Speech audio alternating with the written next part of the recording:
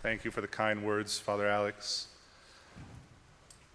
Our gospel today starts with a scene in the garden because our story starts in the garden as well.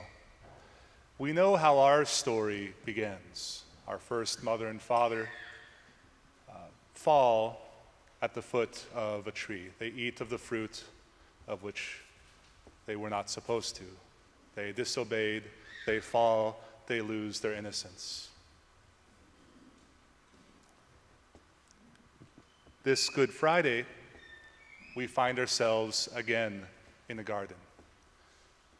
But no longer the garden of the fallen, but the garden of redemption. It still seems, even all these years later, that time seems torn on this very day. How could it not? The creator of the world died on this day. The creator dies in his creation.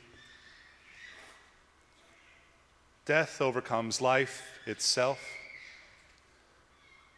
The infinite seemingly is made finite before us. Last year I was here on Holy Thursday, and I reflected on the theme of compassion. Good Friday is very much a feast of compassion, in which we are invited to witness Jesus' suffering and his death. And we are invited to walk alongside of him. Most of the time when we come to Mass, rightfully Jesus is the one who is encouraging us and trying to support us as he walks and journeys with us. And today is seemingly a day in which we get to walk with Jesus, not so much Jesus walking with us. And if you understand the nuance I'm trying to get there, it's what the church's liturgy is inviting us into. And the whole idea behind it is that we take our own suffering, the suffering of our lives, the crosses that we bear, and we are invited to unite them into Jesus' very heart.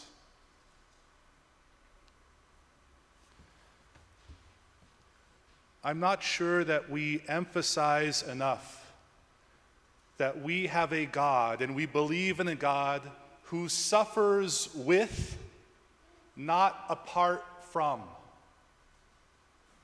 We don't have a God in heaven on the celestial couch looking down and saying, I wonder how they're doing today. That looks interesting. That's not the God that we have. No, actually, our God saw our first parents in the garden fall and immediately began a plan to support and plant a garden in which he could redeem us. Sometimes we might wonder if others truly know us and our problems, and if others could truly understand our stories and where we come from. Most of all, we might think that perhaps God wouldn't understand those things. But on this day, we are very much reminded that God not only understands, but God fully experienced the fullness of human suffering in all its myriad of forms. Have you ever been betrayed by a friend? Jesus was betrayed by a friend. Have you ever been denied by a close friend? Jesus was denied by a close friend. And heaven forbid if you've ever experienced violence in your life. Jesus was violently, physically attacked, and not only physically assaulted, but he was mocked. He was humiliated. He was disparaged on the cross by the thieves, beside him. All of his friends scurry away. All of his plans ended.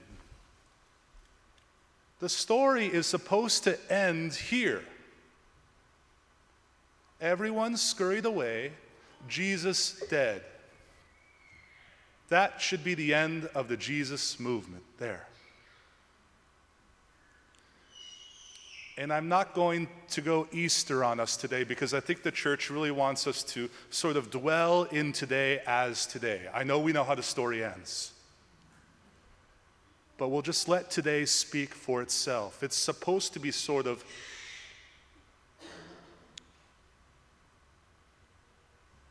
naked before us, vulnerable. We have a God who is vulnerable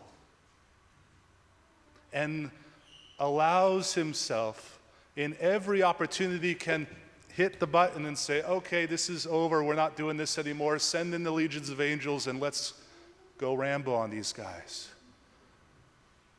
He doesn't. And he very well could have.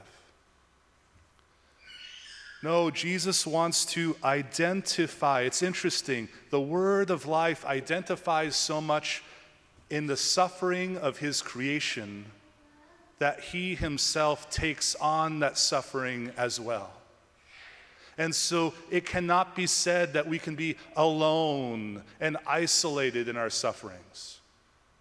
The evil one will make us feel that way. But we should be affirmed and confirmed in knowing that we have a God who suffers with and not apart from.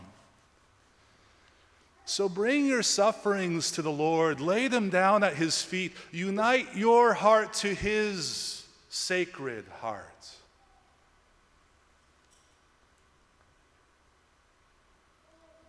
This is a day in which we're invited to do that, in which we don't have to pretend with God, because God knows.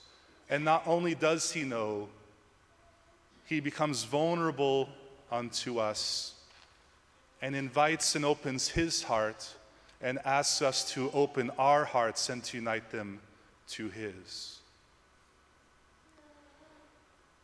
Our city of San Diego, our patron, Saint Diego, on his deathbed, said this as his last words. And they should be known by every San Diegan, but unfortunately they aren't. But I encourage you to later on write these down and use them for your prayer. Before he died, Saint Diego said, "Precious the wood, precious the nails, precious the weight they bear." Now we have the opportunity to reverence the wood of the cross, which held up our Savior in the garden of redemption. Having full knowledge that our Savior has saved us because he was not afraid to be vulnerable with us and experience the fullness of the human condition. Precious the wood, precious the nails, precious the weight they bear.